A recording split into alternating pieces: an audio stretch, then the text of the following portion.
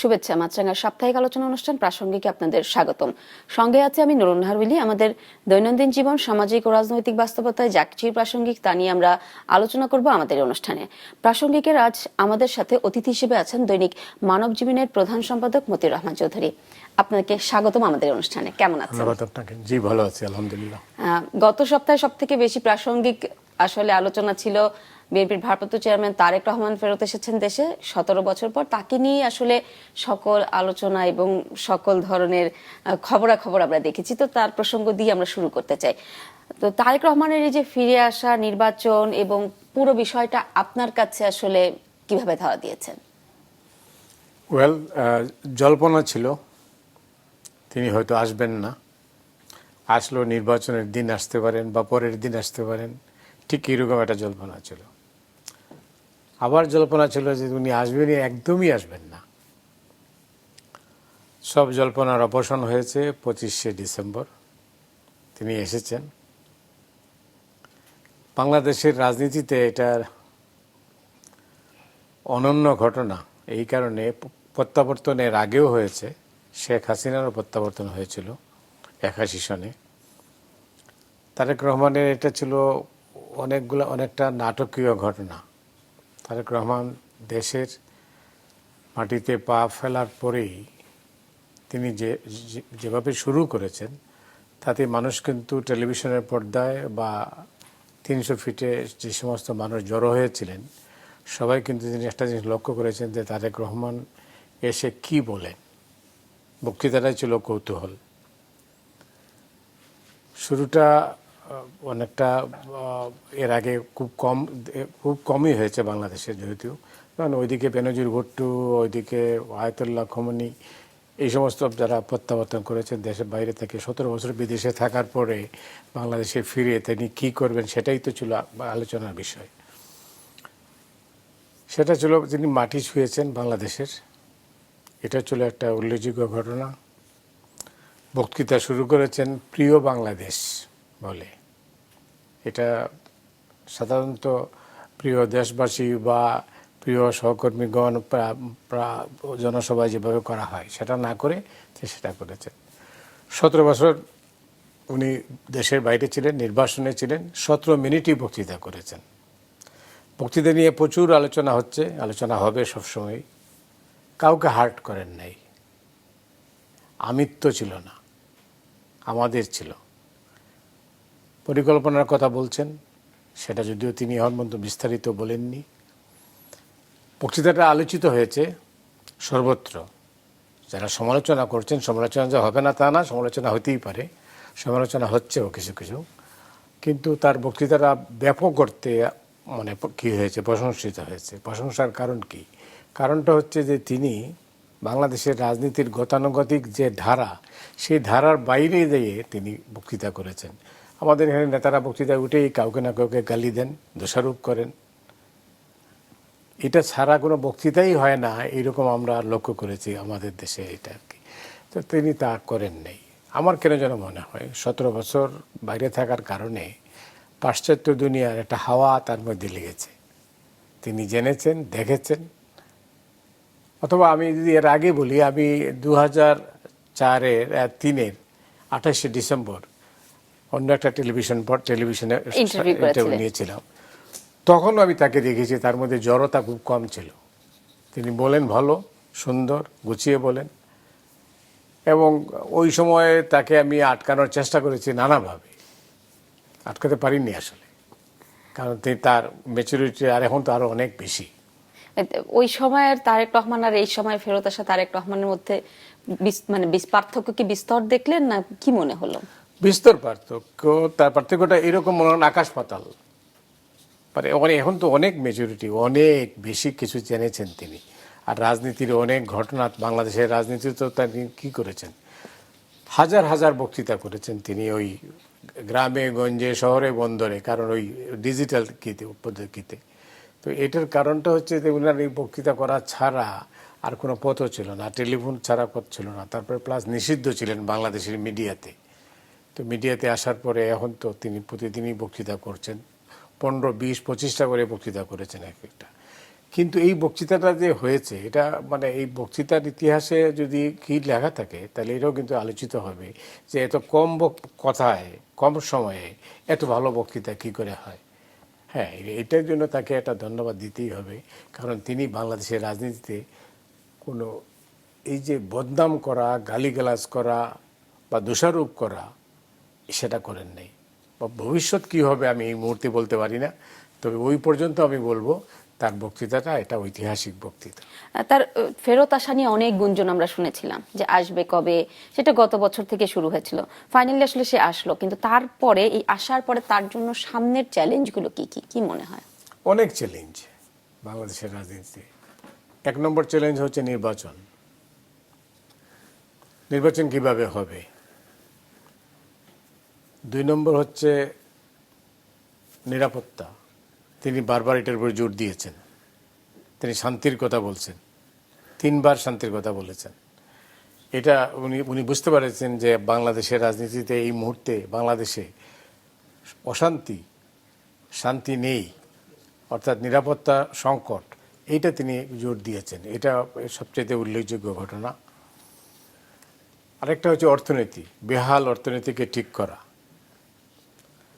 4 নম্বর হচ্ছে আন্তঃরাষ্ট্রীয় সম্পর্কের ক্ষেত্রে ঢাকা দিল্লি সম্পর্কে এটা টানাপোড়েন চলছে। এই অবস্থায় তিনি কিভাবে দেশটাকে পরিচালিত করবেন যদি তিনি প্রধানমন্ত্রী হন।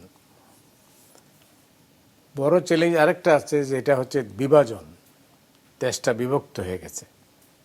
এই বিভক্ত সমাজে তার কি ভূমিকা হবে, তিনি কিভাবে দেশটাকে ঐক্যবদ্ধ করবেন, সেটাও আরেকটা চ্যালেঞ্জ। এইসব চ্যালেঞ্জ তাকে মোকাবেলা করতে হবে। আরেকটা হচ্ছে যে বিপুল সংখ্যক মানুষ বেকার, তাদেরকে কর্মসংস্থানের ব্যবস্থা করতে হবে। বিশেষ করে গণমাধ্যমের উপরে হামলার পর একটা পরিস্থিতি তৈরি হয়েছিল, যেটাতে মানুষ মনে করেছিল যে 71 সনের যে চেতনা, সেই চেতনার বিরুদ্ধে। অর্থাৎ চেতনাটা এই অর্থে বলছি যে 71 সনের যে লক্ষ্য নিয়ে আমরা দেশটা স্বাধীন করেছিলাম, সেই স্বাধীনতার ওইখান থেকে কোনো বিচ্যুতি ঘটে কি না, কোন দিকে যায়, সেটাই ছিল আসলে মানুষের মধ্যে শঙ্কার কারণ। এই আপনি যেহেতু বলছিলেন গণমাধ্যমের উপর হামলা, আমরা দেখলাম ওসমান হাদির মৃত্যুর পরে গণমাধ্যম, 2টি বড় গণমাধ্যম আক্রান্ত হলো এবং সাথে সাথে ছায়ানট এবং অন্যান্য সংগঠনগুলোর উপর আক্রমণ হলো। এই এই মানে এই পুরো বিষয়টাকে যদি ব্যাখ্যা করেন কিভাবে করবেন, মানে কাদের ক্ষোভ এত আসলে গণমাধ্যমের উপর? গণমাধ্যমের উপর হামলাটা আমি মনে করি প্রথম হলো ডেইলি স্টারের উপরে হামলা না, হামলাটা হয়েছে গণমাধ্যমের উপরে হামলা। আর এই হামলাটা হয়েছে খুবই দুর্ভাগ্যজনক ঘটনা। আমি এই প্রসঙ্গে কথা বলবো কোনো দিন, এটা আমি ভাবিয়ে নেই। একটা পত্রিকার অফিসে আপনি আগুন ধরিয়ে দেবেন, শুধু আগুন ধরিয়ে দেওয়া না, 28 জন সংবাদকর্মী ডেইলি স্টারের 10 তলার উপরে, তারা আগুন নিচে জ্বলছে, উপরে তারা রয়েছেন, তারা মারাও যেতে পারতেন। বিশ্ব ইতিহাসে বোধহয় একটা কলঙ্কজনক অধ্যায় হতে পারতো এটা। আর আমাদের জন্য তো মর্মান্তিক এবং মর্মস্পর্শী ঘটনা হতো। এইরকম একটা পরিস্থিতি তৈরি হয়েছে। যারা করেছেন, যারা গণমাধ্যমের শত্রু, তারা দেশের জন্য ভাবেন, এটা আমার কাছে কী লাগে, মানে আমার কাছে ভাবতে অবাক লাগে যে এই সমস্ত মানুষ যারা রাজনীতি করেন, তারা আবার নিজেরা দায়িত্ব স্বীকার করেছেন যে আমরা করেছি, এটা এক ধরনের ক্রেডিট নিয়ে।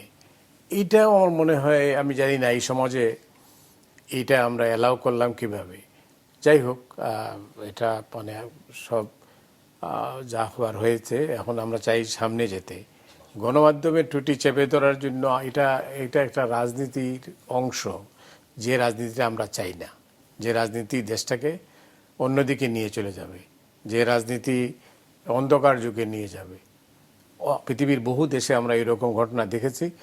ওই সমস্ত দেশ কিন্তু সামনের দিকে এগিয়ে যেতে পারে নাই, তারা এক জায়গায় থেমে গেছে। তো বাংলাদেশের যাত্রা থামিয়ে দেওয়ার জন্যই কিন্তু এই হামলাটা হয়েছে। এই যে তারেক রহমানের আশা, বিএনপির রাজনীতি এবং তার আগে এত ঘটনা, সামনের দিনে কি কোনো এই তার আশার মধ্য দিয়ে কি সামনে কোনো ধরনের পরিবর্তন আমরা দেখব? আমাদের প্রত্যাশা তাই, আমরা পরিবর্তন দেখতে চাই। পরিবর্তনটা কীরকম হতে পারে? নেতার পরিবর্তে, নেতা আসলে তো পরিবর্তন হবে না, মানুষের সামগ্রিক অর্থে একটা পরিবর্তন দরকার।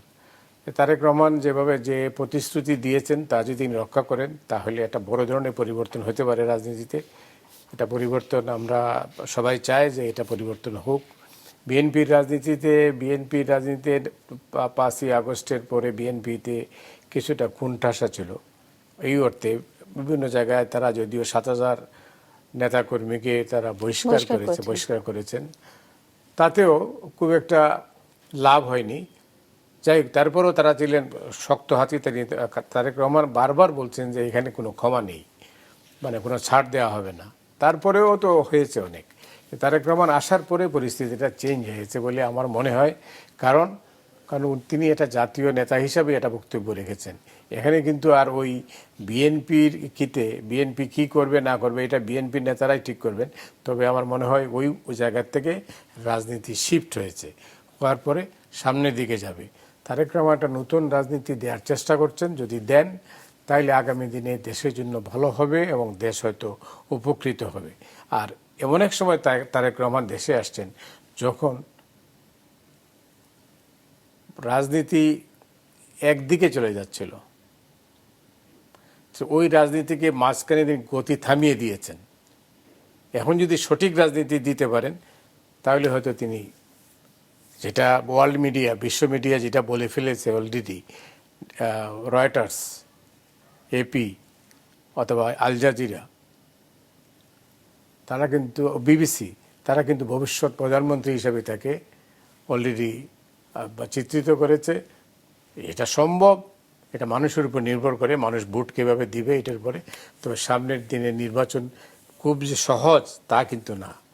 রাজনীতিতে আমরা তো আসলে বিএনপি আওয়ামী লীগ আগে ছিল, এখন বিএনপির বিপরীতে জামাতকে দেখতে পাচ্ছি। তো এই যে জামাত বিএনপি দুটো আলাদা শক্তি এবং তারা মাঠে একে অপরের বিপক্ষেই আছে। তো রাজনীতিতে বিএনপি বা জামাতের সাথে সামনের দিনে আসলে রাজনীতিটা কেমন হবে?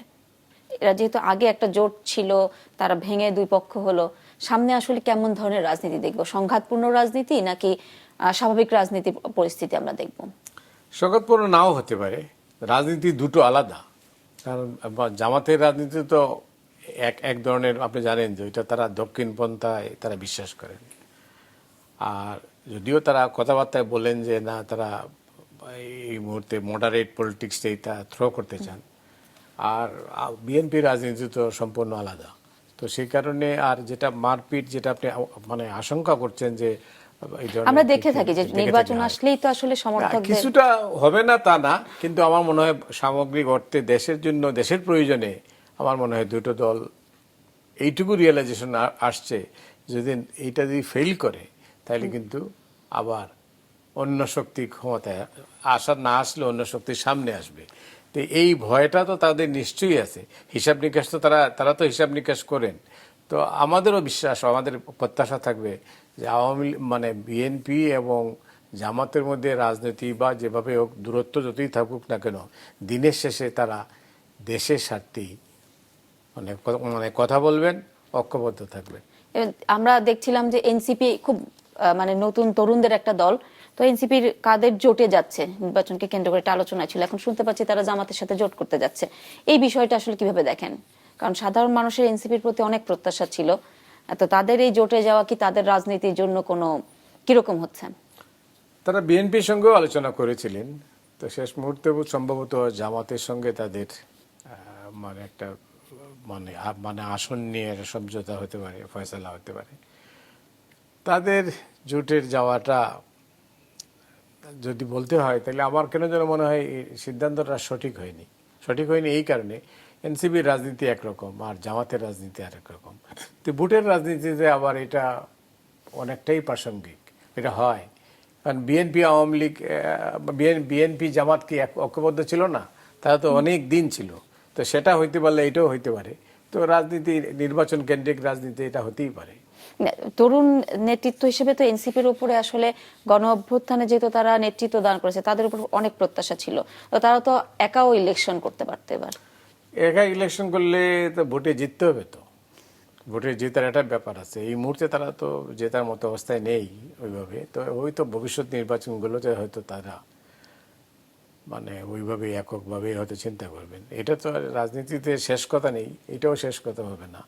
তবে ভোটের জেতার একটা বিষয় আছে, তো তো জেতার বিষয় আছে, তো সেই জন্য তারা চিন্তা করেছেন যে জামাতের সাথে গেলে হয়তো কিছুটা সিটে তারা হয়তো সেই বেনিফিটটা পেতে পারেন। তো ভোটে কি হবে না হবে এটা তো বলা মুশকিল। বিএনপি তো প্রায় প্রার্থী সব জায়গায় দিয়ে দিয়েছে এবং বিএনপি দেখা গেল যে যুগপৎ আন্দোলনে যারা আছে তাদের জন্য ছাড়ও দিয়েছে, তবে বেশিরভাগ দলই নিজস্ব মার্কায় আসলে ইলেকশন করছে। তো তাহলে মানে এইখান নিজস্ব মার্কা ইলেকশন করে জিতে আসার সম্ভাবনা কত, আর বিএনপি যেভাবে ছাড়লো এটা আসলে কেমন হলো? না, যেটার যদি বিএনপি ওই আসনগুলোতে, যে এসব আসন বিএনপি ছেড়েছে, ওই আসনগুলোতে যারা স্বতন্ত্র প্রার্থী হয়ে, মানে যদি স্বতন্ত্রকে এলাও করার কিছু নাই, বা যদি দলটাই বহিষ্কার করে এটা সেটা, তাইলে একরকম পরিস্থিতি হবে। তাইলে মার্কা ছাড়া নির্বাচনটাই হচ্ছে মার্কা ছাড়া কিন্তু নির্বাচনে জেতা খুবই কঠিন। কারণ ওইখানে ওইসব এলাকায় 2জন 3জন করে ইন্ডিপেন্ডেন্ট ক্যান্ডিডেট দাঁড়িয়ে যাবে। তো যারা বিএনপি বড় পার্টি, তারা আশা করি তারা তাদের যারা শরিক দলগুলো নেতারা যাতে জিতে আসতে পারেন, তারা সেই চেষ্টাই করবেন।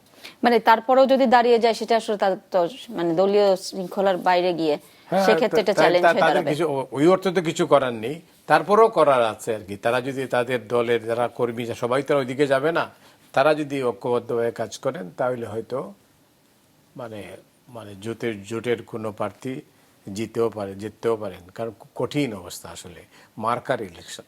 বিএনপি তো একটা মধ্যপন্থার রাজনীতি করেছে, এখন আমরা দেখছি ডানপন্থী রাজনীতি যারা করে থাকে তারা 5 আগস্টের পরে বেশ সক্রিয়, আওয়ামী লীগ মাঠে নেই। তো এই যে বিএনপি এবং ওনার ফেরত আসা, বিএনপি কি মধ্যমপন্থার রাজনীতিটাকে ধরে রাখতে পারবে নাকি তাদেরও আসলে কোন দিকে যেতে হবে?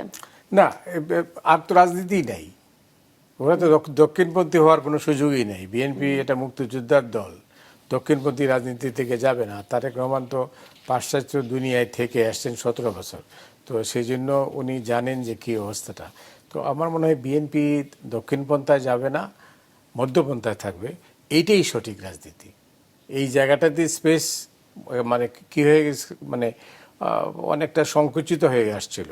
এখন কিন্তু এই তারেক রহমান আসার পরে ওই রাজনীতিটা এস্টাবলিশ করতে পেরেছেন যে মধ্যপন্থা রাজনীতি হচ্ছে বাংলাদেশের সঠিক রাজনীতি। এবার একটু যেতে চাই অন্য প্রসঙ্গে। সম্প্রতি বিএনপির একটি মিডিয়া সেলের পক্ষ থেকে একটা মত বিনিময় সভার আয়োজন করা হয়েছিল এবং সেখানে আপনি ছিলেন, বলেছিলেন যে ঐক্যবদ্ধ না থাকলে রাষ্ট্র বিপন্ন হবে।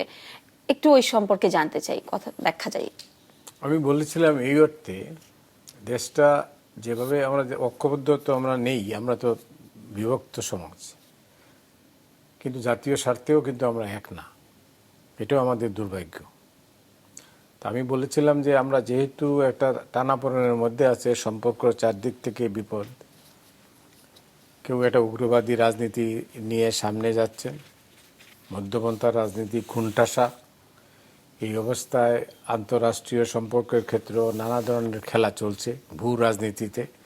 এসব মিলে আমি দেখছিলাম যে বাংলাদেশ হয়তো সংকটে পড়বে। আর এই সংকট যদি পড়ে তাহলে আমাদের ঐক্যবদ্ধ হওয়া ছাড়া আমি আর কোনো বিকল্প দেখি না। কিন্তু দুর্ভাগ্য হচ্ছে যে আমরা সবাই সবসময় দেশটাকে, দেশের কথা চিন্তা করি কম, আমরা চিন্তা করি আমার নিজের স্বার্থের কথা। আমি মনে করি যে আমার যা হবে, আমার বাড়ি হলো না, আমার গাড়ি হলো না, আমার সমাজে এই আমার অবস্থা হলো না, আমি মন্ত্রী হলাম না, এমপি হলাম না, এসব মিলে ওই আমির মধ্যে দেশটা চলে গেছে। এখন এই ধরনের ভঙ্গুর সমাজে যে কোনো মুহূর্তে যে কোনো সুযোগ নিতে পারে এবং দেশটার অস্তিত্ব বিপন্ন হতে পারে। বেশ কিছু ঘটনা সামনে এই অতীতে ঘটেছে, যেটা সঠিক নেতৃত্ব ছিল না। নেতৃত্ব থাকলে হয়তো এই অবস্থা হতো না, শূন্যতা ছিল। আবার বলতে হয় এই শূন্যতার মধ্যেই তারেক রহমান এসেছেন। আমরা আশাবাদী হতে চাই যে তিনি আমাদেরকে সঠিক রাজনীতি দেবেন। না, তিনি যদি সঠিক রাজনীতি না দিতে পারেন তাহলে কিন্তু তারও বিপদ হবে। আমরা গণমাধ্যম আক্রান্ত হওয়ার প্রসঙ্গে আলোচনা করছিলাম, তো বর্তমান যে প্রেক্ষাপট, সেটি সাংবাদিকতার যে প্রেক্ষাপট গত 1.5 বছরে আমাদের আসলে চ্যালেঞ্জ অনেক দিন ধরেই ছিল। আপনি এটাকে কিভাবে মূল্যায়ন করবেন? সব সত্য কথা বলা যাবে না, কারণ সাংবাদিকরা আসলে সমালোচনা সহ্য করতে পারেন না, এটাই একটা বিপদ। কারণটা হচ্ছে আমরা অতীতে তো আমরা ভালো করি নাই, আমরা নিজেদের পরিচয়টা আমরা দিয়ে আজকে শত শত সাংবাদিক আজকে হয় মানে বাইরে মানে পলাতক অবস্থায় আছেন, অথবা কেউ কেউ জেলে আছেন। এই অবস্থাতে কেন তৈরি হলো? আমাদের কাজ হচ্ছে আমরা সাংবাদিকতা করব, আমরা দলীয় রাজনীতি করতে গেলাম কেন? যে কারণে আজকে আমাদের মূল্য দিতে হচ্ছে, আজকে আমাদের উপরে আঘাত আসছে কী কারণে? কারণ আমরা বিভক্ত, আমরা 3 ভাগে বিভক্ত হয়ে পড়েছি। তো এই যে অবস্থাটা, সাংবাদিকদের আমি জানি না, আমি বরাবরই বলি যে সাংবাদিকদের আসলে দল থাকা উচিত না, দলীয় রাজনীতির মধ্যে ঢোকা উচিত না। মানিক মিয়া বলেন, জহুর হোসেন চৌধুরী বলেন, নির্মল সেন বলেন, তাদের রাজনীতি ছিল, কিন্তু রাজনীতি ছিল পেটে, তারা কলমে ছিল না। কিন্তু এই কলমটা দিতে যেয়েই অথবা আমাদের আচরণগত সমস্যা ছিল। আমরা যে আচরণগুলো করেছি, এটা এখন আমরা সবাই দুঃখ প্রকাশ করি, আমরা মনে করি যে এটা খুব ভুল হয়েছে, অন্যায় হয়েছে। কারণ আমরা এই অবস্থার মধ্যে একটা মানে সবাই সাংবাদিক তো বলেই না, মানুষের গালি দেয় সবাইকে। আমার নিজেরও খারাপ লাগে যে আসলে এই অবস্থাটা হবে। আপনি জানেন যে এই আওয়ামী লীগ সরকার সময় এই যে অনুগত হয় না, আওয়ামী লীগ মানে আমার তো জীবনে বহুবার আমি চাকরি হারিয়েছি, এই যা 74-এ চাকরি হারিয়েছি বঙ্গবন্ধুর জমানায়। তারপরে আমি জেলে গেছি একাধিকবার। শেখ হাসিনা আমরা তো 8 মাস বাইরে ছিলাম, অথবা 2 অগাস্টে আমাকে দেশ ছাড়তে হয়েছে। এই যে পরিস্থিতিটা কেন হচ্ছে? আরও অনেকেই কী করেছেন, কিন্তু প্রশ্নটা হলো বিপুল সংখ্যক সাংবাদিক দলীয় রাজনীতির মধ্যে ঢুকে আমাদের এই যে মহান পেশাটাকে কলঙ্কিত করেছেন। আমি দুঃখ প্রকাশ করছি তাদের জন্য, যে আসলে এই ভবিষ্যৎটা সামনে আমরা কি রেখে যাব সামান্য সুযোগ সুবিধার জন্য। এই সুবিধা তো আপনার কাছে এমনিও আসতে পারে। এই যে আগের কথা বলছেন, আপনি দলপ্রীতির কথাই বলছিলেন যে মানে বিভক্তি জায়গা আসলে আমরা এক থাকতে পারিনি, তো আমাদের মধ্যে বিভক্তি দেখা দিয়েছে। তো এখন আবার মানে পরে অভ্যুত্থান পরবর্তী সময় কি সেটা চেঞ্জ হলো না? দলপ্রীতির সেই আভাসটা এখনো রয়েই গেছে। আছে, এটা হঠাৎ করে তো পরিবর্তন হয়ে যাবে না, আছে, তবে আগের থেকে কম। এখন আমি বলতে পারি, লিখতে পারি, আমি সমালোচনা করতে পারি, আবার একটু বেশি সমালোচনাও করি। আমি আবার অতীত ভুলেও যাই। তো হঠকারিতা আছে, তো হঠকারিতার ফল যেটা হয়, যেটা ফিলিপিন্সে হয়েছিল, সেটা হয় কিনা আমি জানি না। আমি খুব আশঙ্কিত যে এরকম যদি হয় তাহলে কিন্তু আমরা আবারও বিপদে পড়ব। ব্যাপারটা হচ্ছে যে আপনি তো লিখবেন, আপনি লিখতে পারেন, লেখার ক্ষমতা আছে, কিন্তু আপনি যেটা সত্য তাই লেখেন, যা অসত্য তা লিখে আপনি সমাজে একটা বিশৃঙ্খলা সৃষ্টি করতে পারেন। আপনার একটা রিপোর্ট বা আমার একটা রিপোর্ট সমাজে বিশৃঙ্খলা তৈরি করতে পারে, 2 দেশের মধ্যে যুদ্ধ বাজাতে পারে। তো সেই দিক থেকে আপনাকে সবসময় সতর্ক থাকতে হবে, থাকা উচিত আর কি। কারণ আমি আমার 54 বছরের সাংবাদিকতা জীবনে আমি এইটাই দেখেছি যে আমি শিখেছি, আমি এখনও শিখতে চাই। আমি যে ভুল করি না তা না, কিন্তু অনেক সময় ভুল হয়ে যায়, কিন্তু তারপরেও আপনার ভুল স্বীকার করাটাই হচ্ছে মানে কি বলবো। কোনো সম্পাদক তো কয়েকদিন আগে তো আপনি নিশ্চয়ই যে অনুষ্ঠানটা আপনিও ছিলেন, সেই অনুষ্ঠানের সম্পাদক তো বলেছেন যে আমার ভুল হয়েছিল। এটা ভালো দিক, এটা অ্যাপ্রিসিয়েট করেন, এটা সমালোচনার কিছু নেই। আমি অ্যাপ্রিসিয়েট করবো যে হ্যাঁ তিনি ভুল স্বীকার করেছেন বা আমি ভুল স্বীকার করেছি। ভুল স্বীকার না করাটাই হচ্ছে আমাদের দেশে একটা কালচার। তো ভুল স্বীকার করতে হবে, স্বীকার করলে আপনি সামনের দিকে এগিয়ে যেতে পারবেন। এই যে 24 পরবর্তী গণমাধ্যমের যে ভূমিকা, সেখানে কি আমরা অবাধ স্বাধীনতাই শুধু উপভোগ করছি, নাকি আমাদের সেলফ সেন্সরশিপ যেটা ছিল সেটা এখনো রয়ে গেছে? রয়ে গেছে, ব্যাপকভাবে রয়ে গেছে। অনেক খবর আমি দিই না বা আপনি দেন না, আরেকজন দেয় না। তার কারণটা হচ্ছে তার ভয়, এরপরে কি হবে। মব কালচার, এই মব কালচার থেকে কিন্তু এটাও একটা কারণ। এই সংবাদ মাধ্যমের স্বাধীনতা খর্ব করার আরেকটা কারণ হচ্ছে এই যে মব ভায়োলেন্স। কেউ মব জাস্টিস বলেন, আমি জাস্টিস বলবো না, মব ভায়োলেন্স। এই ভায়োলেন্সের কারণে কিন্তু হয় না, এবং ইচ্ছা করে আমি খবর দেই না। আমরা দেখি অনেক কিছু, অনেক খবর জানি, আপনিও জানেন, কিন্তু আপনিও টেলিভিশনের পর্দায় দেন না, আমি খবরের কাগজে লিখি না। এটার কারণটা হচ্ছে, এটাই হচ্ছে সেলফ সেন্সরশিপ। এটা একটু বেশি হচ্ছে বলে আমার ধারণা। কিন্তু এসে এরকম সেলফ সেন্সরশিপ রেখে কি আমরা আসলে গণমানুষের কথা কতখানি তুলে আনতে পারবো? উপায় নাই। আমি আপনার সাথে 100 ভাগ 1000 ভাগ একমত। কোনো অবস্থাতেই আমরা মানুষের কথা তুলতে পারবো না। মানুষ কি চায় সেটাও আমি বলতে পারবো না। কারণটা হচ্ছে সমাজ না পাল্টালে, রাজনীতি না পাল্টালে আপনি এটা পরিবর্তন হবে না। রাজনীতি পাল্টায় নাই।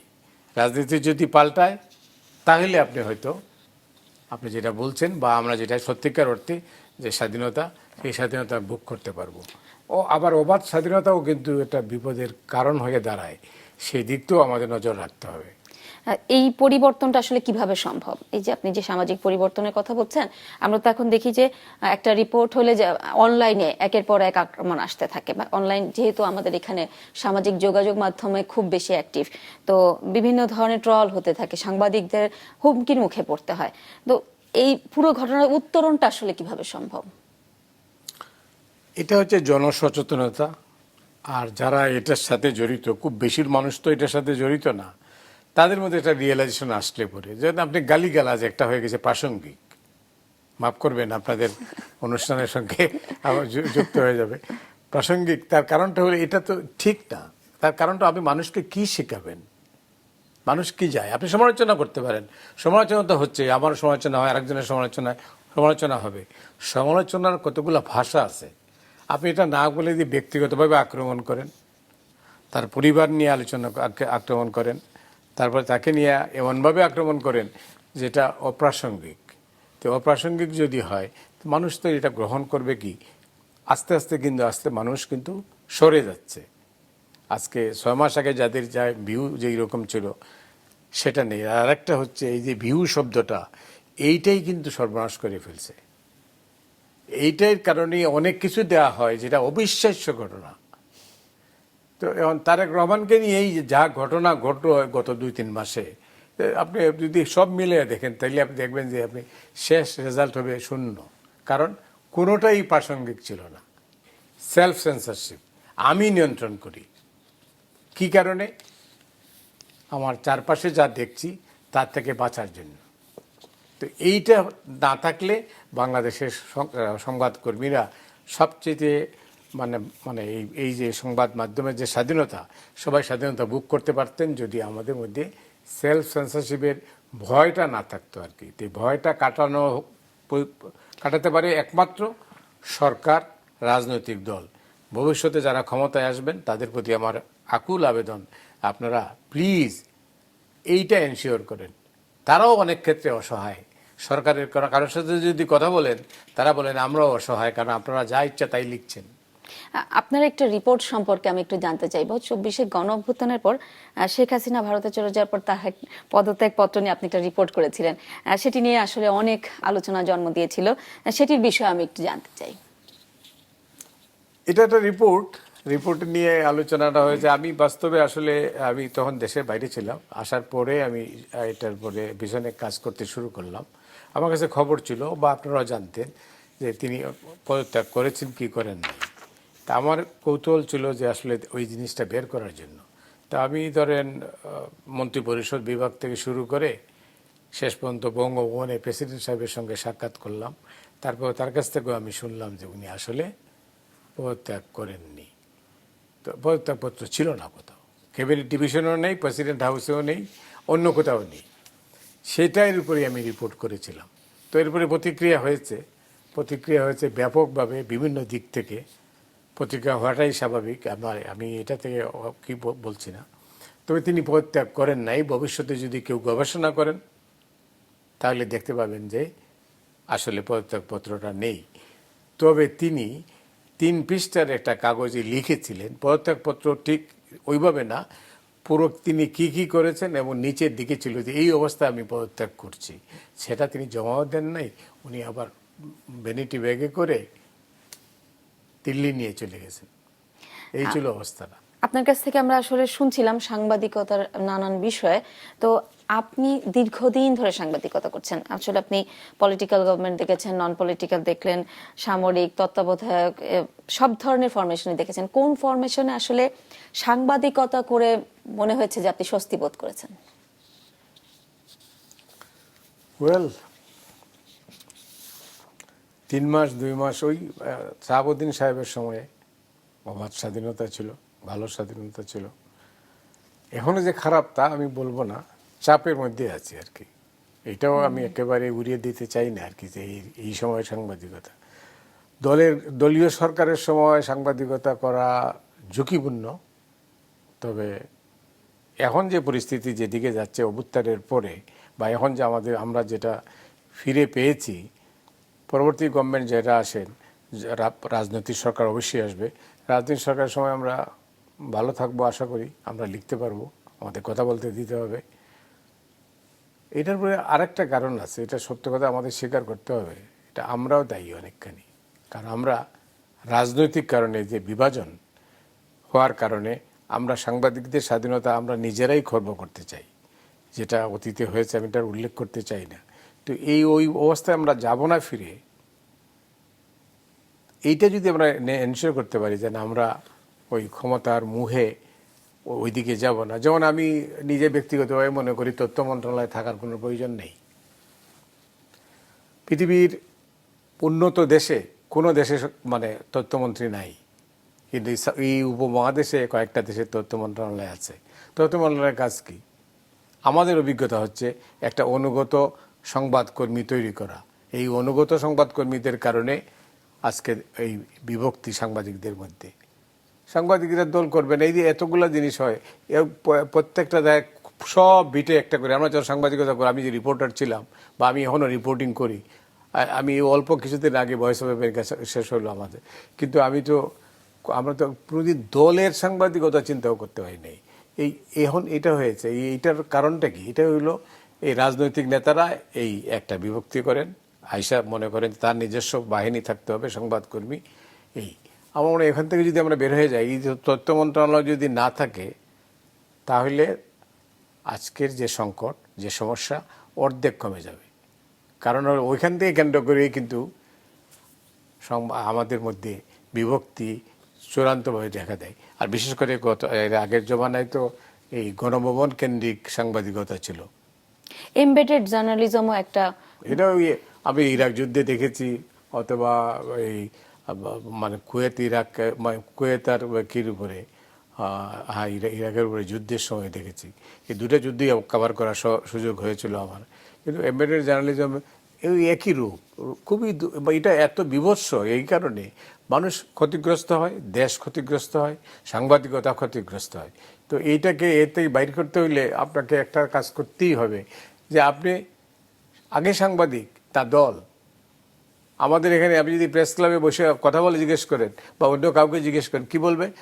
আমি আগে দল, পরে সাংবাদিকতা। তা না, আমি আগে সাংবাদিক, তারপরে আমার যদি কোনো দল থাকে, দল থাকবে বলবো কেন? আমি ভোট দেওয়ার সময় ভোট দিব যাইয়া, এখানে আমি মিছিল করি যাইয়া দলের সাথে। মানে আওয়ামী লীগ সরকারের পতনের পর আমরা দেখলাম যে ভারত আমাদের বাংলাদেশ নিয়ে যেসব রিপোর্ট করে, সেগুলো আসলে বলা যায় যে এক ধরনের সেন্সেশনাল রিপোর্টিং ছিল। এটি নিয়ে আপনি কোনো মন্তব্য করবেন কিনা? না, অবশ্যই। যে আমি তো মনে করি যে এই ধরনের রিপোর্টিং আসলে করাটা ঠিক হয়নি, এবং এটা তারা রিয়েলাইজও করেছেন। তবে মাঝখানে আবার ওই হাদি হত্যার পরে আবার শুরু হয়েছে। আমার মনে হয়, আমি জানি না এটা তারা ভারতীয় নেতৃবৃন্দ কিভাবে এটাকে নেন আমি জানি না। ভারতীয় জনগণ খুব একটা পছন্দ করে না বলে আমার মনে হয়।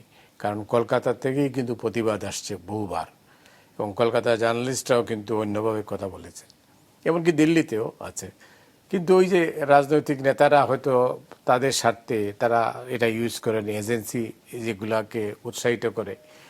এটা আমার কাছে মনে হয় যে এটা দুই দেশের সম্পর্কের ক্ষেত্রে মস্ত বড় অন্তরায়। সম্পর্কের কথা যেহেতু আসলে একটু জিজ্ঞেস করি, যে বাংলাদেশ ভারত সম্পর্ক আসলে দেখা গেল যে গত বছর আগস্টের পরেও একটু অস্থির ছিল, এখন আবার সেই অস্থিরতা বিরাজ করছে।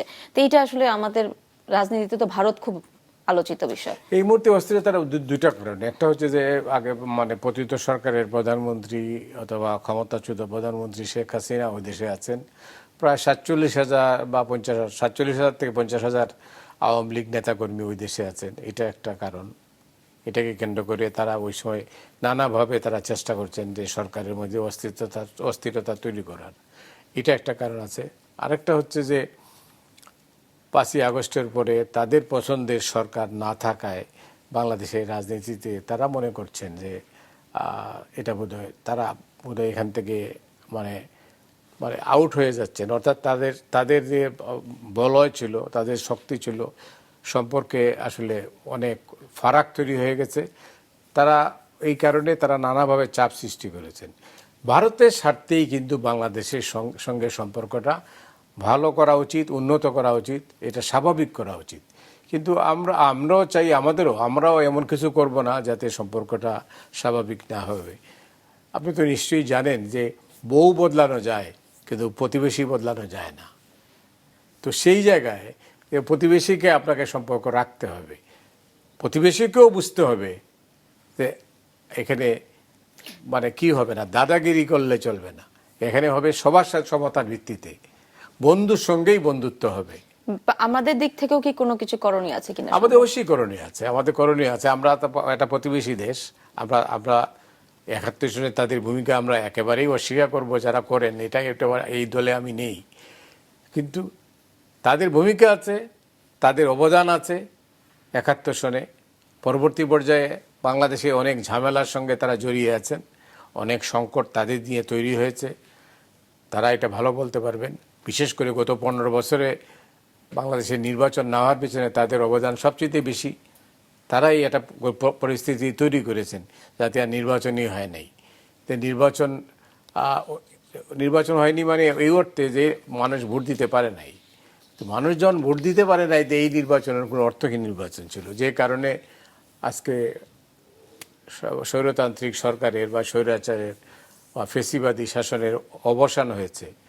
কিন্তু ফেসিবাদী অবসান হয়েছে ঠিকই, কিন্তু আসলে আমাদের চরিত্রগত পরিবর্তন হয় নাই। ভারত বাংলাদেশ সম্পর্কটা কিন্তু বন্ধুত্বের হতে হবে, সমতার ভিত্তিতে সম্পর্ক হতে হবে, এবং ভারতের যেমন দায়িত্ব আছে বাংলাদেশেরও দায়িত্ব আছে। আমাদেরকেও দায়িত্বশীল হতে হবে, আমাদেরকে অপ্রাসঙ্গিক হইলেও চলবে না। আমরা এমন কেউ তো যুদ্ধ বাঁধিয়ে দিতে চান, সেটাও বোধহয় সঠিক না। আমার মনে হয় এটা সব মিলে থাকবে। একটা সমাজে তো নানা ধরনের চিন্তা চেতনা থাকেই, মানুষ তো আসলে নানাভাবে কথা বলবেই।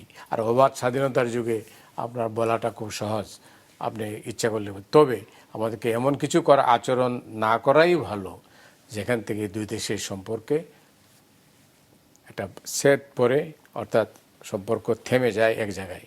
আপনি নিশ্চয়ই লক্ষ্য করবেন,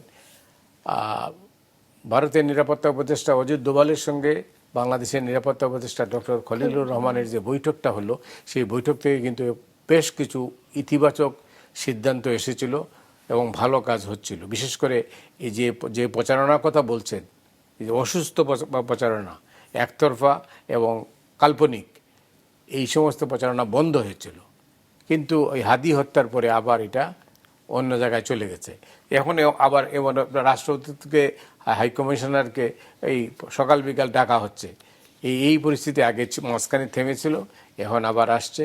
আমার মনে হয় এই ঝড় আসলে ঝড় থেমে যাবে, মাঝখানে হয়তো কারো কোনো ভূমিকা রাখতে হবে। তো আমি শুনেছি আবার আলোচনা শুরু হয়েছে।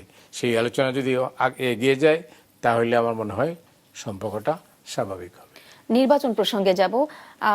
দীর্ঘদিনের সাংবাদিকতা, আসলে আপনার অনেক অভিজ্ঞতা আছে।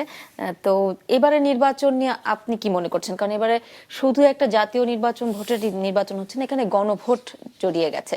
তো আমাদের আসলে মানুষ যারা, এবারে গণভোট যেভাবে হতে যাচ্ছে সেটা শুধু হা না প্রশ্ন না, এখানে অনেক যেহেতু সংস্কারের প্রশ্ন আছে। কেমন হবে এই নির্বাচন? আমি মনে করি নির্বাচনটা ভালো হবে, আমি আশা করতে চাই। কারণ এই এত কিছুর পরে যদি নির্বাচন ভালো না হয় তাইলে আপনি কাকে দায়ী করবেন? তাই তো, এছাড়া কি নেই। তবে 4 দিন আগেও কিন্তু মানুষের মধ্যে কি ছিল, নির্বাচন হবে কি শঙ্কা ছিল। এখন সেটা নেই। মানুষ মনে করে যে 12ই ফেব্রুয়ারি নির্বাচনটা সঠিকভাবে হবে।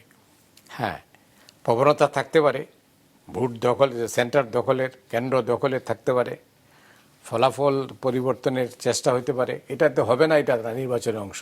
আর হঠাৎ করে আমরা ওভারনাইট আমরা চেঞ্জ হয়ে যাব, কারণ আমাদের তো একটা অভ্যাস আছে আসলে, এই কালচারের মধ্যে তো আমরা অনেক দিন যাবত আছি, এই কালচার। তবে আমি আশা করতে চাই ভালো নির্বাচন হবে। নির্বাচন ভালো না হইলে দেশের, আসলে আপনি যে প্রশ্নটা একটু আগে করেছিলেন সেটাও কিন্তু বিপজ্জনক হবে, অর্থাৎ অস্তিত্ব নিয়ে সংকটের মধ্যে আমরা পড়ব। গণভোট যেবার হতে যাচ্ছে, এটা কি সহজ করা সম্ভব ছিল কিনা, কারণ যেভাবে গণভোট হতে যাচ্ছে সেটা মানে আমাদের কাছে মনে হয় যে গণমানুষের জন্য সেটা আসলে সহজ হলো না। এটা একটা খুব ঝুঁকিপূর্ণ সিদ্ধান্ত হয়েছে। ধরেন তর্কের খাতিরে যে মানুষ না দিল, তখন কি হবে? পুরো জিনিসটাই কিন্তু উল্টে যাবে। আমি আশা করতে চাই যে না হবে না। আর যেটা আপনি বলছেন যে দীর্ঘ কিতে গণভোট, আসলে এত ইস্যু নিয়ে গণভোট হয় না আর কি, অনেকগুলো ইস্যু দেওয়া হয়েছে। এটা আরও শর্ট করা যেতে পারত। আর একদিনে 2 ভোট আমরা অভ্যস্ত না এখনো। আর অনেক মানুষ তো গ্রামের মানুষ তো পড়ালেখাও করতে পারে না, সে কি বুঝবে? সেটাই তাকে আগে বোঝাতে হবে। এই সেই যারা ক্যান্ডিডেট তাদের জন্য একটা ঝুঁকি হয়েছে এটাই। কিন্তু আমি যদি, মজার ব্যাপার হচ্ছে যারা শুনি আর কি, গ্রামে গঞ্জে যারা ভোটের ক্যাম্পেইন করতেছেন তারা তো গণভোট নিয়ে আলোচনাই করছেন না। তারা শুধু বলছেন যে আমাকে ভোট দেন, মার্কার আলোচনা হচ্ছে। তো সেখানে কি হবে আমি খুবই সন্দিহান। এই যে আমরা অনেক কিছুই আলোচনা করলাম, তো ভারত নিয়ে যেরকম আলোচনা করলাম, একটু বলতে চাই যে মার্কিন আধিপত্যবাদ নিয়েও কিন্তু আমাদের এই অঞ্চলে আলোচনা হচ্ছে, চীন বিষয়ে আলোচনা হয়। তো ভূ রাজনীতির জায়গায় বাংলাদেশ আসলে তো গুরুত্বপূর্ণ হয়ে যাচ্ছে। তো নতুন সরকারের কাছে বা নতুন যারা আসতে যাচ্ছে তাদের কাছে এই জিনিসগুলো কতটা চ্যালেঞ্জিং হবে? অনেক চ্যালেঞ্জিং, কারণ এটা তো বাংলাদেশ এখন কৌশলগত কারণে অনেক গুরুত্বপূর্ণ। 28শে ডিসেম্বর